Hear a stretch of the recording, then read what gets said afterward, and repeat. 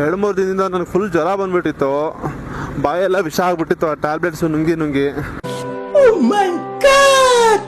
ಇವತ್ತು ಏನಪ್ಪ ಸ್ಪೆಷಲ್ ಅಂತ ಅಂದ್ರೆ ನಮ್ಮಮ್ಮ ದೋಸೆ ಮಾಡಿದ್ರು.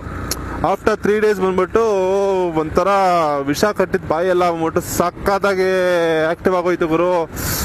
ಖಾರಿ ಟೊಮೆಟೊ ಚಟ್ನಿ ಮಾಡಿದ್ರು. ಈ ಕಿವಿಲಿ ಗುಗ್ಗೆ ಪಗ್ಗೆ ಇದ್ರೆ ನೀಟಾಗಿ ಕೇಳೋದೇ ಇಲ್ಲ. ಏನಂದೆ ಇನ್ನೊಂದ್ಸಲ ಹೇಳು. ಖಾರಿ ಟೊಮೆಟೊ ಚಟ್ನಿ ಮಾಡಿದ್ರು. ಆ ಖಾರ ಟೊಮೆಟೊ ಚಟ್ನಿನ ಬಾಯಿ ಹಾಕೊಂಡು ತಿಂತಾ ಇದ್ರೆ ದೋಸೆನ ಆಹಾ ಒನ್ ಮೋರ್ ಅಂತ ಅನ್ಬೇಕು.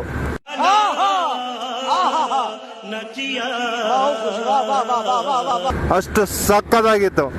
ಏನೇ ಹೇಳ್ರಿ, ಮನೆ ಊಟನೇ, ಹೋಟ್ಲೂಟನೇ. ಮನೆ ಊಟನ ಹೋಟ್ಲೂಟ ಯಾವತ್ತು ಬಿಟ್ ಮಾಡಕ್ ಚಾನ್ಸೇ ಇಲ್ಲ. ಮನೆ ಊಟ is the best in the world ಅಂತ ಹೇಳ್ಬೋದು. ಯಾಕಂದ್ರೆ ಮನೇಲಿ ಸಿಗುವಂತ ಟೇಸ್ಟ್, ಮನೇಲಿ ಸಿಗುವಂತ ಹೈಜಿನಿಕ್ ಯಾವುದೇ ಹೋಟ್ಲಿಗೆ ಹೋದ್ರೂ ಏನಂತಾರ ಸ್ಯಾಟಿಸ್ಫ್ಯಾಕ್ಷನ್ ಅನ್ನೋದು ಸಿಗಲ್ಲ ನಮ್ಗೆ. ಸೊ ಅದೇ ತರನೇ ಇವತ್ತು ಮಾತ್ರ ಸಾಕಾಗಿತ್ತು ಅಷ್ಟೇ.